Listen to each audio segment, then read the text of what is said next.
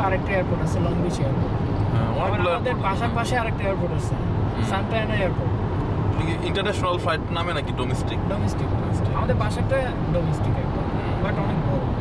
Domestic হলে মনে করো আমি তো মানে লস অ্যাঞ্জেলেসের এয়ারপোর্টে মানে সারপ্রাইজ হয়ে গেলাম, যে ভাবছি অনেক বিজি সত্যি, কিন্তু এত দ্রুত ক্লিয়ার করছে। মানে আমরা তো আসছি ওই A380-তে, ওইটাও ইটসেলফি অনেক প্যাসেঞ্জার ছিল, মানে লাগেজ একদম দেখি পুরো সাফ হয়ে গেছে উইদিন 15-20 মিনিটস। তোমার লস